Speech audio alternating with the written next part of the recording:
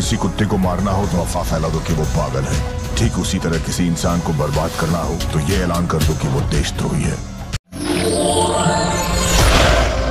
मैं आपसे एक सवाल पूछना चाहूंगा, क्या बीतेगा आपके दिलों पर अगर आपके परिवार से किया हुआ वादा, अपने देश को दुनिया के ऊंचाइयों पे पहुंचाने का वादा सब टूट जाए, वो भी उस गलती की वजह से जो गलती आप कभी किए ही नहीं। लेकिन कुछ ऐसा ही हुआ एक ऐसे इंसान के साथ जो आज से 25 साल पहले ही भारत को उस ऊंचाइयों पे पहुंचाने की काबिलियत रखता था जिसकी भारत सिर्फ कल्पना कर रहा था।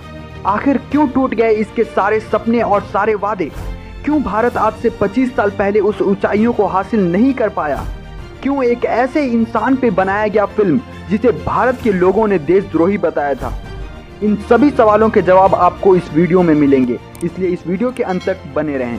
ये घटना है 1992 यानी 1992 की, जब भारत ने कल्पना किया कि अंतरिक्ष में भारतीय रॉकेट भेजा जाए और इसके लिए जरूरत थी क्रायोजेनिक फ्यूल वाले रॉकेट के इंजन की। लेकिन उस समय भारत में इस इंजन का निर्माण करना लगभग असंभव लग रहा था, इसलिए भारत ने दूसरे देशों से इस इंजन को खरीदने का सोचा। लेकिन अमेरिका ने इस इंजन के लिए 950 करोड़ रुपए और फ्रांस ने इस इंजन के लिए 650 करोड़ रुपए की मांग की। लेकिन रशिया ने इस इंजन के लिए सिर्फ 250 करोड़ रुपए की कीमत पे भारत के साथ सौदा करने के लिए तैयार हो गया। लेकिन अमेरिका के राष्ट्रपति जॉर्ज बुश को जब यह पता चला तो जॉर्ज बुश ने रशिया को धमकी के रूप में चेतावनी दिया कि अगर रशिया भारत के साथ इस इंजन का सौदा किया तो रशिया का अमेरिका के साथ व्यापार बंद कर दिया जाएगा। अमेरिका के राष्ट्रपति द्वारा धमकी मिलने की वजह से रशिया भारत के साथ तय किए गए सौदे से मुकर गया। अब भारत के पास केवल एक रास्ता बचा था और वह ये था कि भारत खुद क्रायोजेनिक फ्यूल वाले इंजन का निर्माण करे। ऐसे वक्त में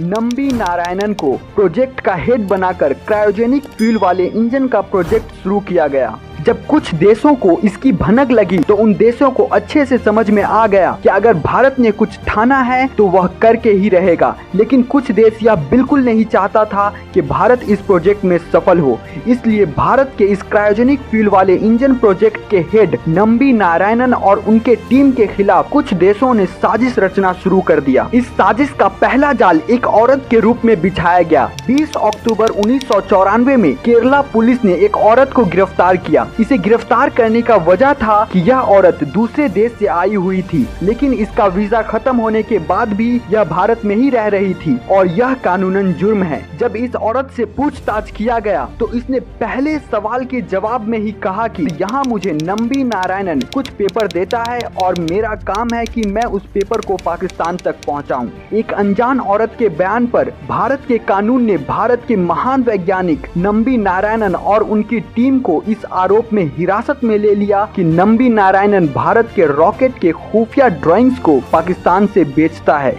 नंबी नारायणन बताते हैं कि जब उन्हें हिरासत में लिया गया तो उनसे यह नहीं पूछा गया कि तुम पाकिस्तान को खुफिया राज बेचते हो या नहीं, बल्कि उनसे कहा गया तुम कबूल कर लो कि तुम पाकिस्तान के लिए जासूसी करते हो। और इस बात को कबूलने के लिए उन्हें तब तक कहा गया जब तक वह मार खाकर और टॉर्चर सहकर हॉस्पिटल नहीं पहुंच गए। इससे यह बात सामने आई कि जिसने भी यह साजिश रचा था उसने पुलिस ऑफिसर को भी खरीद लिया था। नंबी नारायणन को 50 दिनों तक जेल में रखने के बाद ये केस सीबीआई को दे दिया गया। 1996 में सीबीआई ने ये साफ कर दिया कि नंबी नारायणन बेकसूर हैं। लेकिन जिस देश के लिए नंबी नारायणन दिन रात एक करके मेहनत कर रहे थे, उस देश के कानून ने सीबीआई द्वारा बेकसूर साबित किए जाने के बावजूद 2 सालों तक कोर्ट के चक्कर कटवाए। लेकिन 1998 में कोर्ट ने भी नंबी नारायणन को बेकसूर बताया। लेकिन कहते हैं ना, अगर कुछ दाग लग जाए तो उसे मिटाना आसान है, लेकिन उन दागों के निशान को मिटा पाना कुछ ज्यादा ही मुश्किल है। भारत के संविधान द्वारा बेकसूर बताए जाने के बावजूद ये समाज नंबी नारायणन और उनके परिवार को